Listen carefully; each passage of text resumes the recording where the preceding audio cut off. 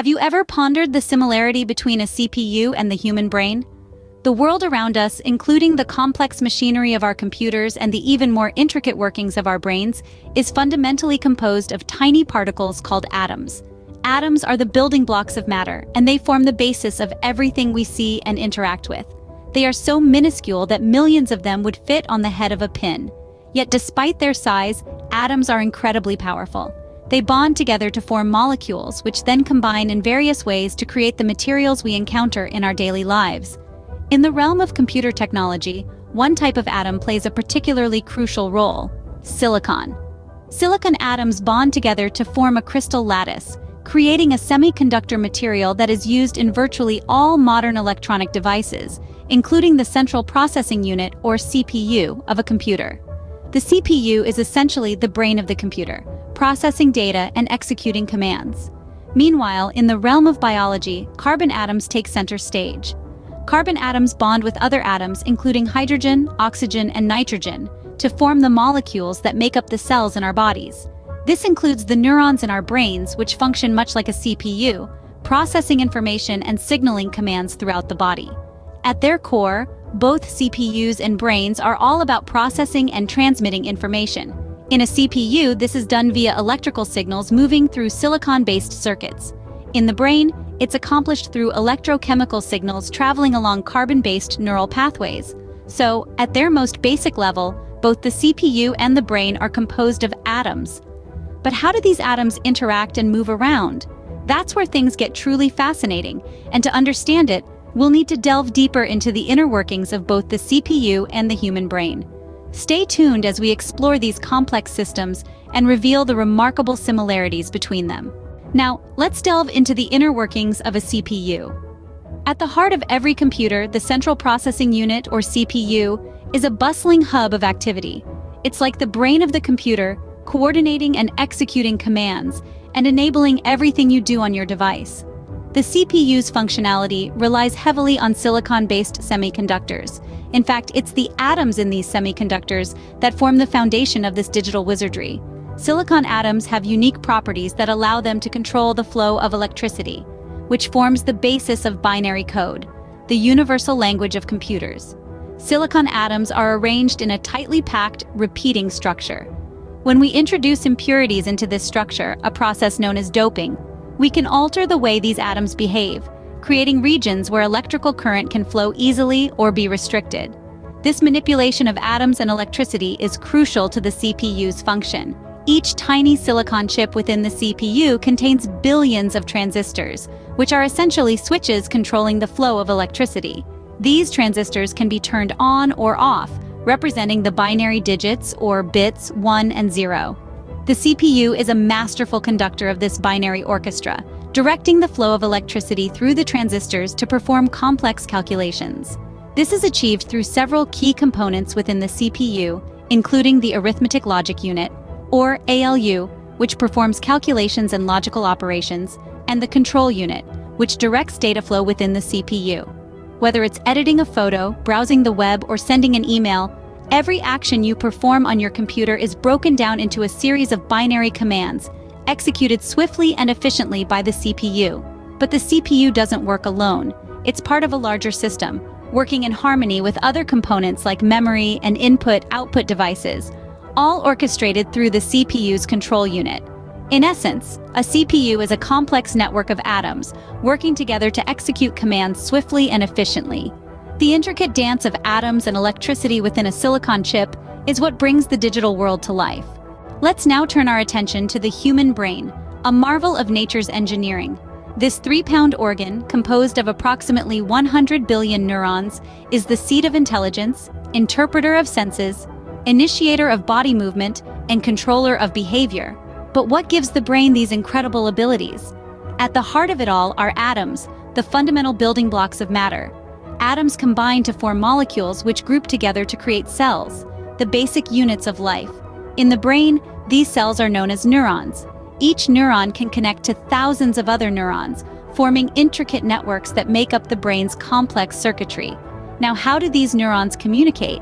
The answer lies in electrical signals and chemical messengers known as neurotransmitters. When a neuron is stimulated, it generates an electrical signal that travels down a neuron's axon. Once this signal reaches the end of the axon, it triggers the release of neurotransmitters. These neurotransmitters then cross a tiny gap called a synapse to reach the next neuron, passing on the signal. This is how neurons communicate and how thoughts, memories, and actions are formed. Interestingly, the brain's electrical activity can be measured in waves, much like the waves of electricity that power a computer. These waves change depending on what we're doing or feeling. For example, when we're focused, the brain produces high-frequency beta waves, but when we're relaxed, it produces slower alpha waves. Just like a CPU, the human brain is a complex network of atoms, working in harmony to process information and guide our actions. But unlike a CPU, the brain has the remarkable ability to learn and adapt. It's not just a static piece of hardware.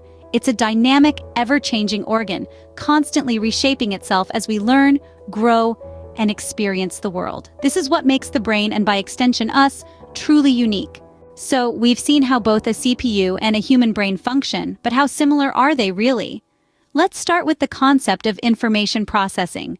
A CPU processes information through a series of electrical signals, interpreting these signals to execute commands.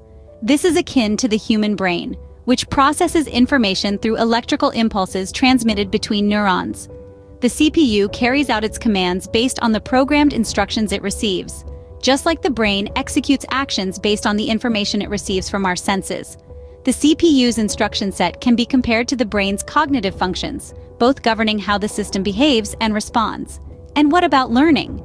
In the realm of technology, we're seeing advancements in machine learning, where CPUs can learn from past information to make future decisions, much like our brains learn from past experiences to influence future actions.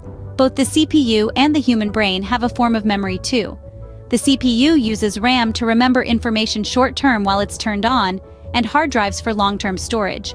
The human brain has similar short and long-term memory functions, with different areas of the brain responsible for each. Another striking similarity is their capability to multitask. A CPU can handle multiple tasks at once by rapidly switching between them, giving the illusion of simultaneous execution. Similarly, the human brain can handle multiple cognitive processes at once, although, like the CPU, it doesn't truly do these tasks simultaneously. Interestingly, both the CPU and the brain have a form of a clock. The CPU's clock speed determines how many instructions it can process per second, while the human brain has internal biological clocks regulating our sleep-wake cycles and other physiological processes. In many ways, the CPU is like a silicon-based model of the human brain, both incredibly complex and highly efficient in their own right. Their similarities in processing and executing information, learning from experience, and even their structures are quite fascinating, don't you think? It's a testament to how nature and technology can mirror each other in the most unexpected ways. Let's recap what we've learned today. Our journey began at the atomic level, unveiling the fundamental building blocks that construct our world. Both the central processing unit, the CPU, and the human brain are composed of atoms, the smallest units of matter. We delved into the intricate workings of the CPU, an essential part of any computer.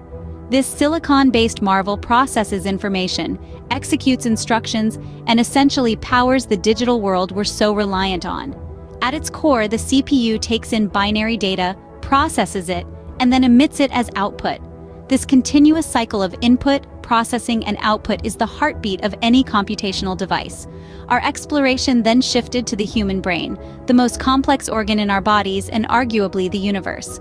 Just like the CPU, the brain receives inputs, processes them, and generates output. But rather than binary data, the brain deals with sensory information and electrical impulses. Neurons, the brain's version of transistors, transmit and process information, using atoms and electric waves to create thoughts, memories, and actions. We then drew parallels between these two seemingly disparate entities. While one is an organic biological entity and the other a man-made silicon-based device, their similarities are striking. Both are information processing hubs, receiving, interpreting, and responding to inputs.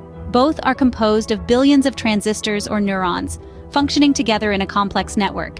And both rely on the movement of atoms and electrical impulses to function.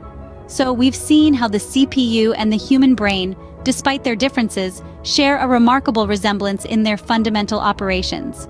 The atoms that constitute our world, whether they're part of a silicon chip or a human neuron, process information in a surprisingly similar manner. So next time you use a computer, remember, you're essentially interacting with a silicon-based model of your own brain. A thought-provoking realization, isn't it?